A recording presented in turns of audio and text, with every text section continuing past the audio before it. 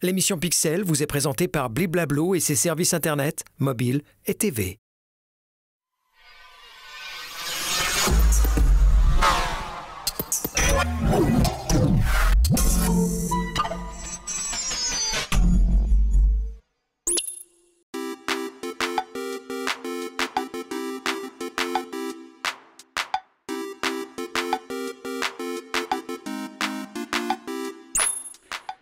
Bonsoir, vous le savez, certains comportements virtuels peuvent avoir d'importantes conséquences, graves parfois dans la vie quotidienne, d'où l'importance de la sensibilisation auprès des jeunes. Je vous propose un tour d'horizon avec notre expert Stéphane Corr. Bonsoir Stéphane. Bonsoir Nasrat. On va aller tout de suite dans le vif du sujet. Un élément qui pour vous est primordial, c'est la conscientisation du réel. Exactement, parce qu'on revient de loin. Pendant de nombreuses années, on a dit finalement aux ados que les réseaux sociaux, Internet et autres, ce n'était pas la vraie vie. Mais il faut quand même le rappeler, on a un cadre légal qui encadre la manière dont on s'exprime sur ces plateformes. On peut être condamné pénalement et ces condamnations pénales ne se passent pas dans un espace virtuel ou sur des avatars. Elles se passent dans la réalité de notre vie.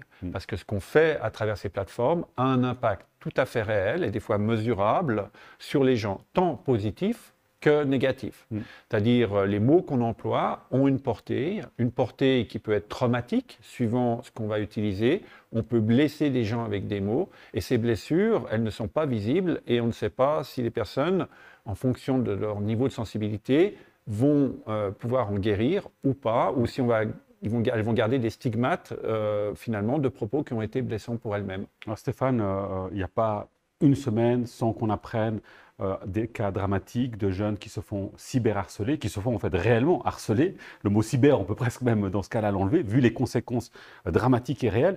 Vous êtes en contact régulier avec des jeunes dans les écoles. Comment on s'y prend concrètement pour leur faire prendre conscience justement de ça? Alors justement, il y a ce rappel de la responsabilité individuelle que l'on a de ne pas participer à un cas déjà et de l'impact que ça peut avoir. J'entends un like, c'est une action humaine. Un partage, c'est une action humaine. Une publication, c'est une action humaine. Donc les réseaux sociaux, bien sûr, vont permettre d'amplifier quelque chose, mais à la base, il y a une action humaine dont on doit être consciente de cette responsabilité qu'on a de ne pas amplifier ce genre de situation, de ne pas participer à ça. La responsabilité aussi d'aider la victime. C'est-à-dire on ne peut pas rester passif face à une situation de harcèlement. Par contre, on ne peut pas non plus se jeter dans la mêlée, en tout cas pas demander ça aux ados. Par contre, on peut leur dire, OK, c'est comme quand on a un accident, on ne peut peut-être pas soigner la personne qui est accidentée, mais on peut appeler les secours.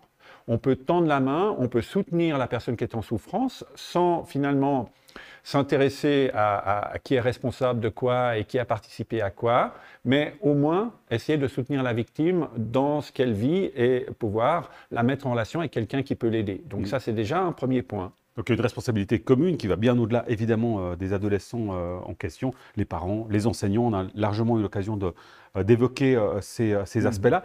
Et sur ces éléments-là, de manière très globale, Stéphane, il y a aussi l'aspect virtuel, c'est que la victime, parfois on a tendance à oublier que c'est une réelle personne aussi de l'autre côté de l'écran. Oui, c'est quelqu'un qui souffre dans la réalité et justement le rôle des parents d'accompagner leurs enfants, que leurs enfants peuvent être harceleurs ou harcelés, donc d'avoir cette conscience-là.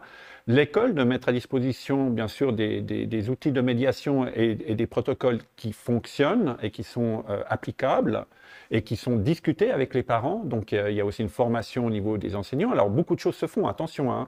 C'est pas que rien ne se fait et qu'on arrive en terrain inconnu. Non, il y a beaucoup de choses qui font. Il y a une méthode de la préoccupation partagée qui est peu à peu répandant dans toutes les écoles.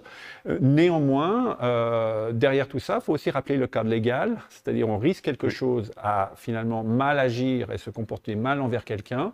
Donc c'est important de le conscientiser à nouveau chez les jeunes avec tous ces autres éléments. Par exemple, un groupe WhatsApp n'est pas un espace de liberté absolue.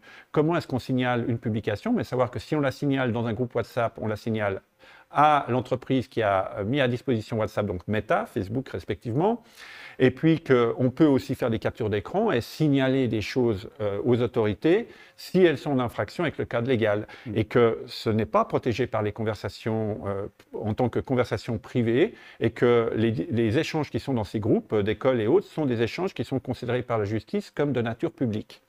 Et on le voit aussi, le cadre législatif évolue très rapidement sur ces sujets-là. Oui, tout à fait. Alors, il y a un meilleur encadrement. On est en train de discuter au niveau national d'un article de loi qui traite le cyberharcèlement en tant que tel, alors qu'aujourd'hui, on doit le constituer d'un certain nombre d'articles éparses qui rendent difficile d'agir. Et cet article de loi va permettre aux victimes non seulement de se faire reconnaître, mais d'agir beaucoup plus rapidement et avec plus de pertinence dans ce domaine. Merci pour ces explications, Stéphane Corr. Merci. Et merci à vous pour votre fidélité. On se retrouve très prochainement pour un nouveau numéro de Pixel, une nouvelle actualité en lien avec le monde numérique. D'ici là, portez-vous bien. Très bonne suite de programme et à bientôt. Ciao.